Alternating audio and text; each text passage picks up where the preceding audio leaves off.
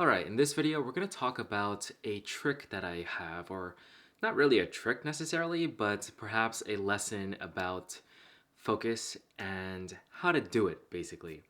So, I'm reminded about like this one moment I had a long time ago, actually, at this point. It was when I was helping out my cousin who was interested in learning computer science. And at the time, he was still in high school, like the end of high school, and I was in college and I was doing self studying for computer science. I actually happened to have a minor in computer science. I also kind of learned most of it on my own because I thought my college professor was really, really bad, to be honest. So I kind of took like other people's resources that like my friends' resources basically. They sent me like their lectures, their class slides, all that stuff, and I just self-taught myself or basically learned from them instead of the actual professor, which is kind of funny. But the point is, when I was trying to show my cousin how to do these things, I was like, okay, just look over these slides and learn, like read through all of it. And he did it for about, I think, an hour, right about an hour. And he told me right afterwards that his brain felt fried. Like he said that basically he's never focused or studied this hard ever in his life. And that was the moment he decided that computer science was not for him. But that's not the moral of the story. The moral of the story is I think a lot of people think that focus is some sort of like magical thing that you sort of have, or like you get in the mode and you can just do it and focus and everything like that. But I don't think it's actually like that. I think focus is more like a muscle, it's something that you have to train. For him, that was like his first time really studying super hard and reading and just like really really trying to understand and grasp like how do computers actually work and like what is happening right here, like hardware, software, all this stuff. And like he didn't fully understand, so it's like all new stuff and a lot of new information. But for someone like me who did a lot of self-studying at that point, like I already a little bit of background, I guess. For high school and college, I never paid attention to lectures, like never. I just couldn't. Yeah, I found it way too boring. So in order to pass classes, in order to get good grades, um, I had no choice but to read a lot of textbooks. So I got really used to sitting down and just reading textbooks and understanding and consuming a lot of information, especially just like cramming information in my head the day before tests. So I got very used to that, especially in college when, in freshman year, because I studied physics in college, we, like, whenever we had final exams, that whole week was meant for just studying. So you kind of had to like know how to study for very, very long hours, like 8 hours every single day.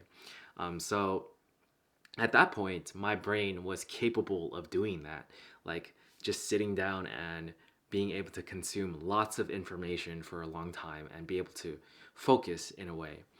But I don't think I could have done that at all if I were in, let's say, the beginning of high school. Like I think the only times I like studied that much in high school was never in college, compared to college, right? 8 hours in high school, I never did that. I probably only ever studied like an hour or two in a row, like all in one sitting. Probably when I got closer to maybe like sophomore, junior year of high school, I'd say. And I was also top 10 in my high school, so out of like 700 people. So that was enough to get by. But that is not enough to actually like focus on hard things for a long time, I'd say. So something so that's sort of the lesson, that's the trick, is to just keep doing it very, very often and train it like a muscle. So you need to be able to just put a schedule like and actually study consistently or do something hard that your brain where your brain feels like it's actually working for a while. For me these days, like whenever I practice piano for a good like 2 hours, my brain starts to feel tired because like that's sort of my capacity in terms of how much I can input before I need to take a break or rest. Sometimes more, less than that, depending on what I'm practicing. If I'm practicing a skill like playing by ear, for instance, then it I get pretty wiped out after like an hour, basically. But the more I do it, the more I'm going to be able to focus for a longer period of time, and the easier it becomes to actually like sit down and start focusing. It's just like a muscle, basically. So that also means like, because for me, there was a time period where like I did it for almost every single day, and then I went to Japan for about 3 weeks, came back, and I found that some of my focus ability and skill were lost. It's like you get rusty if you don't use it. So yeah, just treat it like a muscle. Basically, is the entire trick or tip for how to focus more. For these days, I'm trying to remind myself of that because whenever I, like, for instance, I just got back from the holidays doing a lot of stuff, and now I'm getting back into my routine, and I'm like, why is it like harder to do my routine consistently? It's because I need to like get back into it and actually train that focus muscle again to the point where I'm capable of maintaining it for longer periods of time and it's less tiring. Um, yeah, that's pretty much it. So that's what I've been up to these days, just trying to train that focus muscle up again so that I can do more in a day, basically. And then hopefully eventually it just becomes easier and easier.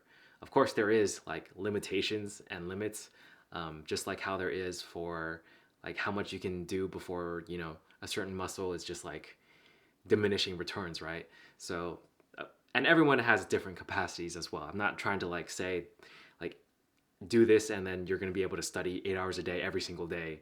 Um, I can't do that anymore. I could only do that during finals for like a week, and after that, everyone was dead. Everyone was dead tired afterwards. That's why it's a final. It's like you just push through towards the end. But that's it for this one. Hopefully that tip can be useful to some people because I really do think reframing it around like an actual thing that you can work on like a muscle can help some people because it's not like you have it or you don't have it, right? I think a lot of people frame it in that way, which I think, um, at least in my opinion, from how I see it and what I've observed, I don't think that's correct. Okay, catch you guys in the next one. Peace.